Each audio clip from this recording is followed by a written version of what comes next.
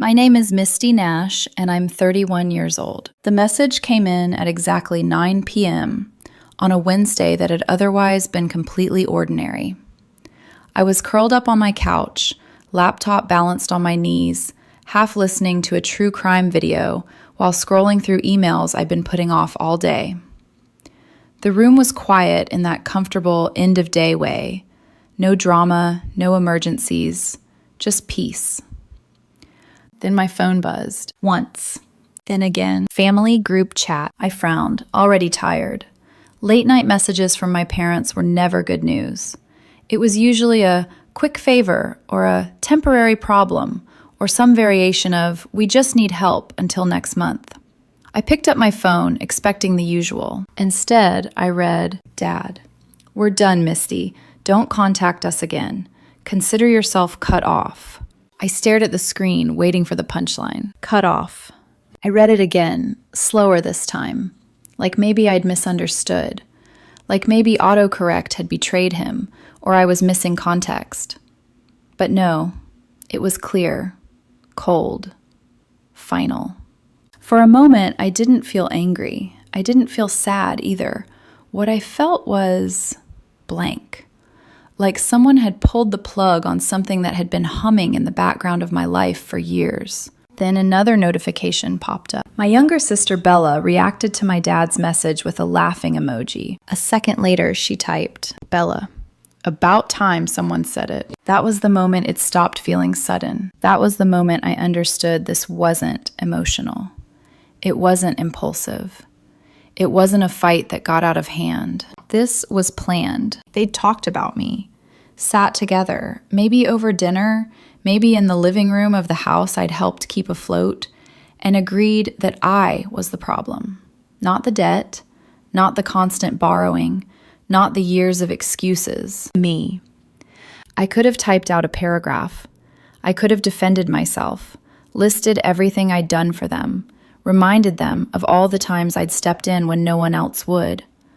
I could have asked why. Instead, I typed one sentence. Me, no problem. I'll have my lawyer send the loan repayment notices tomorrow. 3 little dots appeared instantly, then disappeared, then appeared again. Typing dots filled with panic. My phone started ringing before the message even went through. Mom. Decline. Dad. Decline. Bella. Decline. I flipped my phone face down and let it vibrate itself tired on the coffee table. A few minutes later, my best friend Marcus texted me. Marcus, you okay?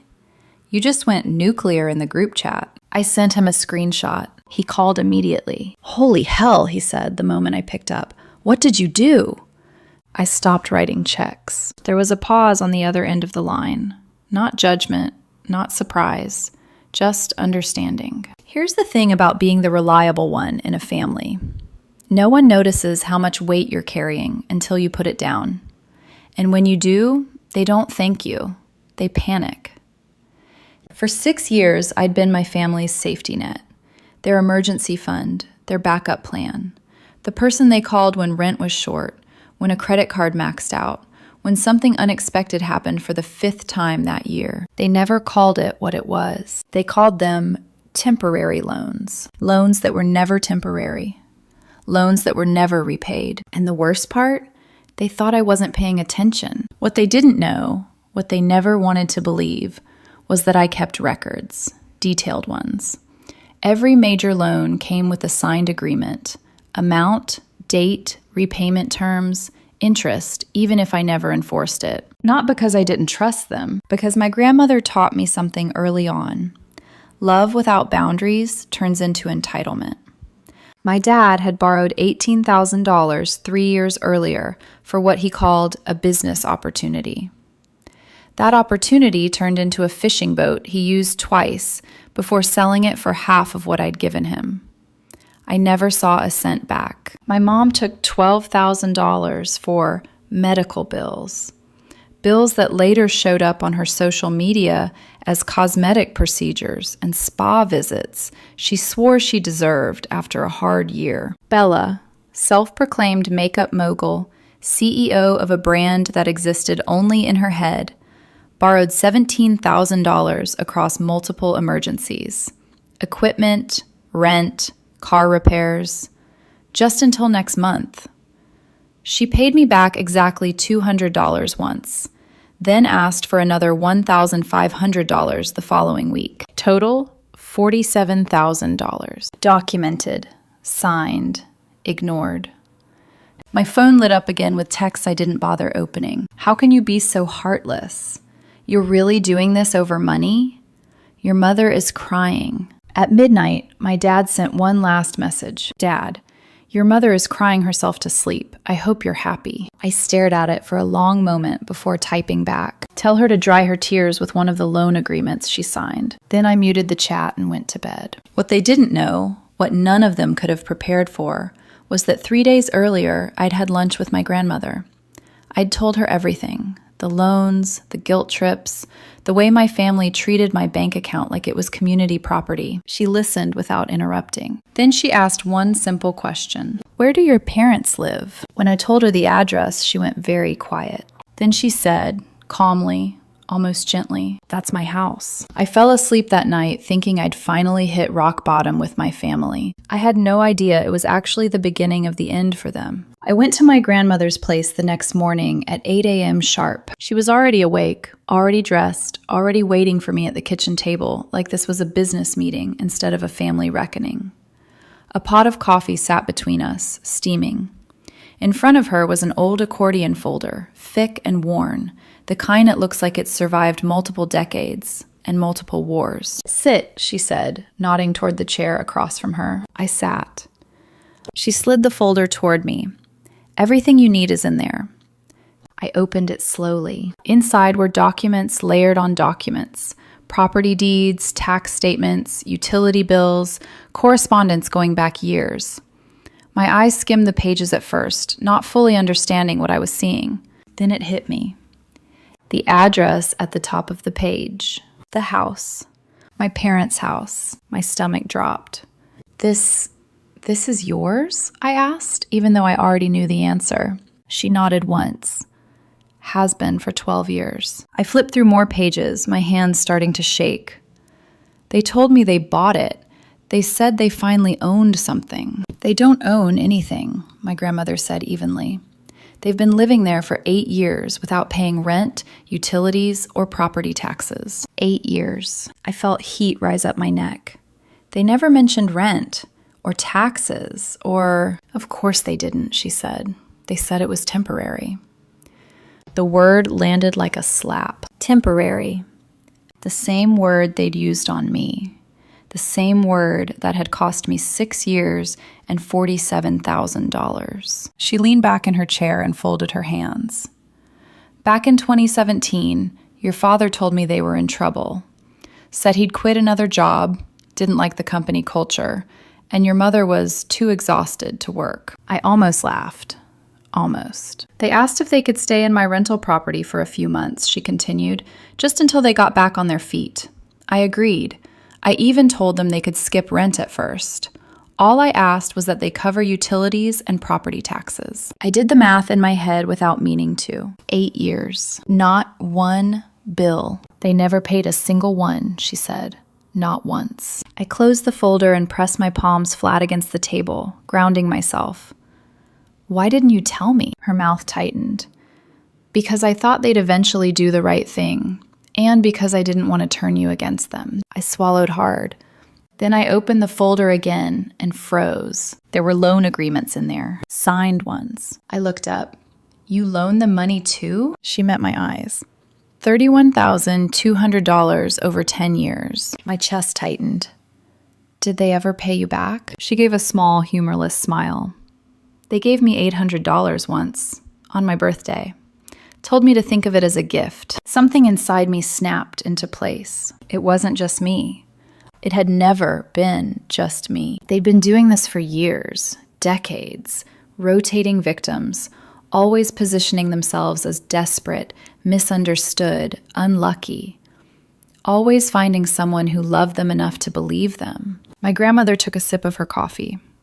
I spoke with my attorney yesterday. That got my attention. He says we have grounds for immediate eviction based on non-payment and breach of agreement, she continued. But the loans? Those give us leverage. She reached under the table and pulled out another folder, newer, cleaner. Inside were drafted demand letters, court filing templates, legal notices already prepared. My heart started pounding. We're going to file repayment demands for every loan, she said calmly. Yours and mine, combined. I did the math again, slower this time. $78,200, I said. She nodded.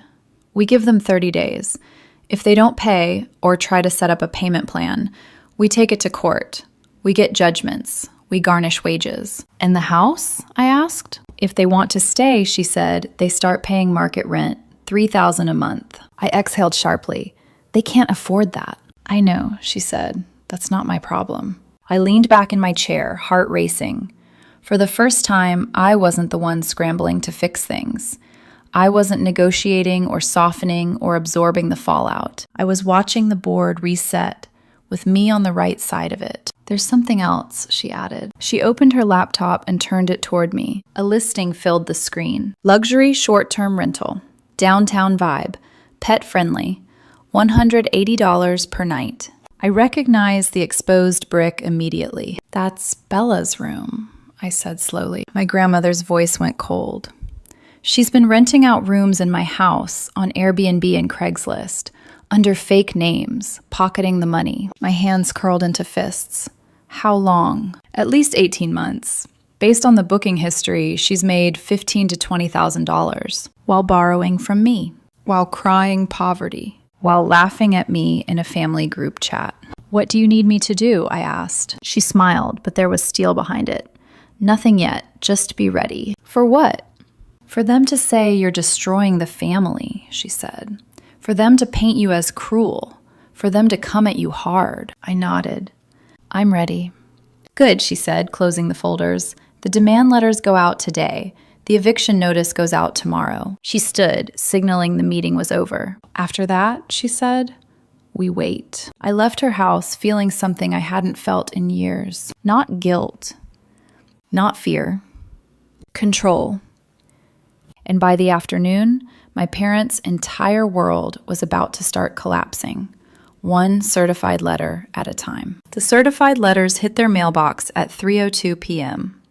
I know the exact time because my phone started vibrating itself across my desk 3 minutes later. I was sitting in a conference room at work, pretending to care about quarterly projections, while my phone lit up like a slot machine. 17 missed calls in under 20 minutes, 6 voicemails, 34 text messages, all from different combinations of the same 3 people. I excused myself from the meeting, muttered something about a family emergency, and stepped into the hallway. The second I unlocked my phone, the messages flooded in. Mom, what have you done? We got a letter from a lawyer. Call me right now. Dad, if you think you're getting a cent from us, you're out of your mind. Bella, you're seriously trying to sue us? You're actually insane. Not one message acknowledged the loans. Not one. They weren't shocked about the amount. They weren't confused about the paperwork. They weren't asking for clarification. They were furious that I dared to stop playing my role. Then a new message popped up from a number I didn't recognize. This is Mr. Caldwell, attorney representing your parents. Please have your counsel contact me regarding these frivolous claims. This borders on extortion. I stared at it for a second. Then I screenshot it and forwarded it to my grandmother with one word. They hired a lawyer. Her response came back instantly. Good. Mine's better. By 5 o'clock, I was emotionally wrung out and starving. I met Marcus at a small diner near my apartment, the kind of place with chipped mugs and greasy comfort food that didn't ask questions. So, he said, sliding into the booth across from me, they got the letters. And apparently asking for my money back is extortion now, he snorted. Classic. I showed him the eviction notice my grandmother had sent. 30 days to vacate or start paying market rent. Where are they supposed to go? He asked. I shrugged. Not my problem. He studied me for a moment, then smiled. Damn, that's cold. No, I said quietly. It's accurate. I told him about the Airbnb listings, about Bella renting out rooms in my grandmother's house while borrowing money from me for rent she wasn't paying. Marcus's face shifted from amusement to disgust. Wow. That's next level. That's my sister. My phone buzzed again. This time, it wasn't my parents. It was a group text. Someone had created a new chat called Family Crisis and added every extended relative they could think of. Aunts, uncles, cousins I barely spoke to. Aunt Rose, can someone explain what's going on? Uncle Jeff, I'm hearing lawyers are involved. Misty, why are you suing your parents? There it was. The smear campaign. I took a breath before typing. Me. I'm not suing anyone. I'm requesting repayment of documented loans per signed agreements. Then I attached a photo. My dad's loan agreement, $18,000. Repayment terms, 24 months. Signature, clear as day. The chat went silent for a full minute. Then, Uncle Jeff, wait, that's an actual contract. Cousin Amy, there are more of these? I sent another. My mom's loan, $12,000. Then 2 more. Bella's emergency equipment loan. Bella's rent assistance loan. Each one signed, each one dated. Dad, those weren't loans. That was family helping family. I screenshot his message and sent back a close-up of his signature. Me. Your signature says otherwise. Mom, you're twisting things. We were in crisis. Me. Being in crisis doesn't erase a contract. Bella, you're actually doing this in front of everyone? You're such a vindictive bitch. Marcus whistled softly beside me. They're unraveling. Then my grandmother joined the group. Grandma, since we're all here, let me clarify. The tone shifted instantly. Grandma, my son and daughter-in-law have lived in my rental property for 8 years without paying rent, utilities, or property taxes. The agreed rent was $1,200 per month, totaling $115,200 in unpaid rent alone. Messages started flying. Grandma, add utilities and taxes, approximately $48,000 more. They also borrowed $31,200 from me in personal loans, never repaid. An eviction notice has been filed. Silence. Then, like dominoes falling, my parents left the group. Bella followed seconds later. The remaining family members started asking questions. Real ones. I waited until the noise settled. Then I dropped the last bomb. Me. Also, Bella has been illegally subletting rooms in Grandma's house via Airbnb and Craigslist. We've documented at least $15,000 in unauthorized income. I attach screenshots. Listings, reviews, booking histories. Cousin Amy. Bella, what the hell? Uncle Jeff. That's fraud. The narrative flipped in real time. They weren't confused anymore. They weren't angry at me. They were horrified by my parents and my sister. My phone rang. My grandmother. You enjoying this? She asked dryly. Maybe a little. Good, she said. Don't stop now. They're going to play the victim. I know. Meeting with my attorney tomorrow at 9. Be there. I hung up and leaned back in the booth, exhaustion finally catching up with me. Marcus raised his glass. To not being a doormat anymore. I clinked mine against his. The next 2 weeks were going to be war. And for the first time in my life, I wasn't scared of it. The eviction happened on a Tuesday. I know that because Tuesdays had always been my parents' favorite day to ask for money. Something about the middle of the week made emergencies feel more urgent to them. This time, though, I wasn't there. Neither was my grandmother. We sent her attorney and a sheriff's deputy instead. I was at work, staring at my computer screen, pretending to review a proposal while my phone sat face down beside my keyboard. I didn't need to look at it to know what was happening. My entire body felt tuned to the same frequency, tight, alert, waiting. Around noon, my phone buzzed. Unknown number. I stepped into an empty conference room and answered. It's done, my grandmother's attorney said. His voice was calm, professional, almost bored. They're out. I let out a breath I didn't realize I'd been holding. Any issues? Your sister threw a makeup palette at the deputy, Missed him by about a foot. Of course she did. Other than that, he continued, standard behavior. Arguing, crying, accusing everyone of betrayal. They packed what they could into a U-Haul, left furniture behind, some holes in the walls, trash everywhere. Is it documented? I asked. Photos, video, time-stamped. Locks are being changed this afternoon. I thanked him and hung up. They were really out. 8 years of rent-free living ended with a sheriff's knock and a ticking clock. My phone lit up immediately after. We're homeless because of you. Blocked.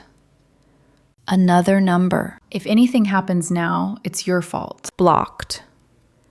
4 numbers in 10 minutes. They were cycling through burner phones, desperate to land one last emotional punch.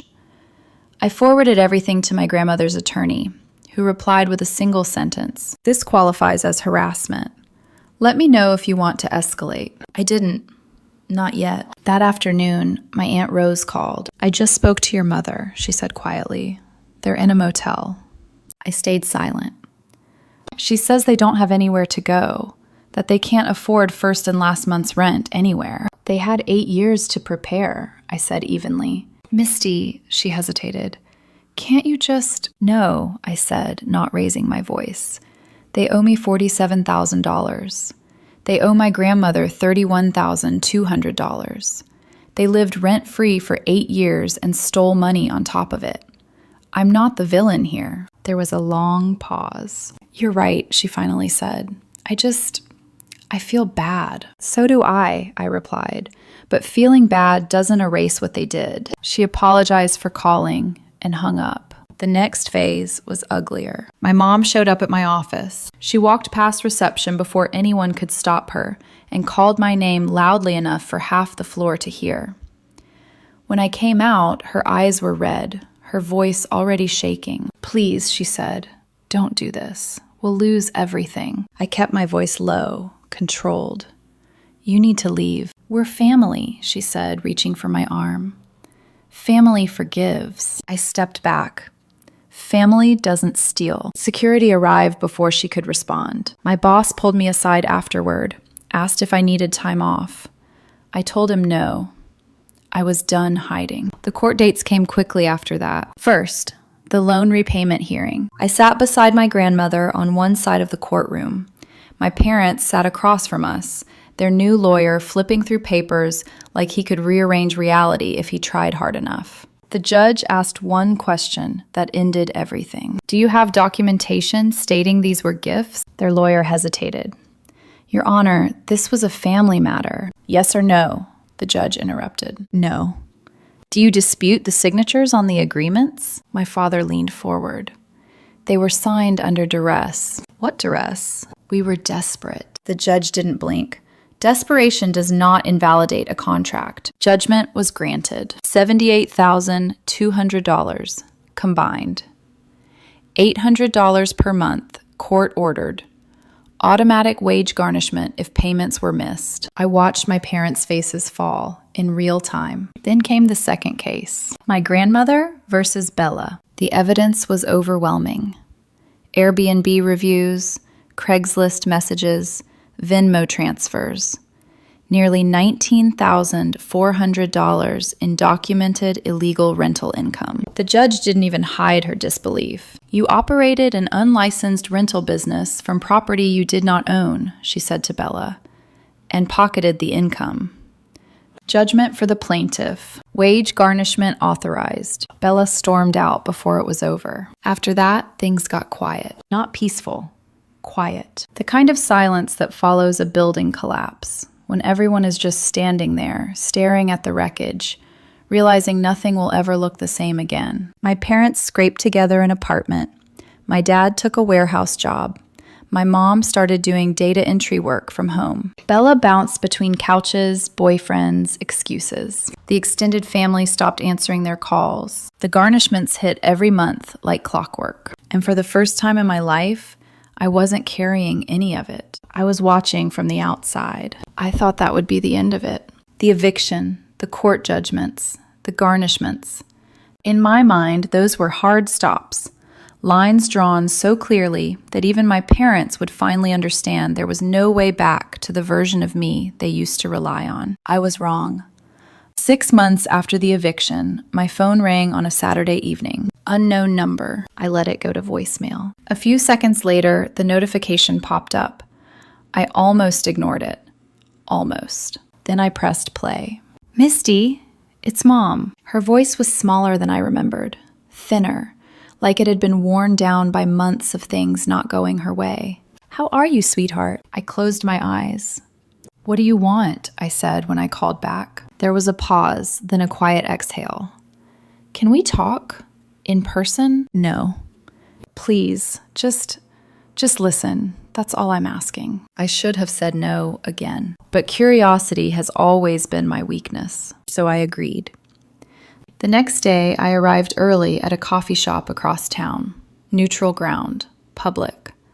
I chose a corner table where I could see the door and ordered before she arrived, hands wrapped around a mug I didn't really want. She walked in at 12:03 p.m. I almost didn't recognize her. She looked older, not just tired, aged, like life had finally stopped cushioning her falls.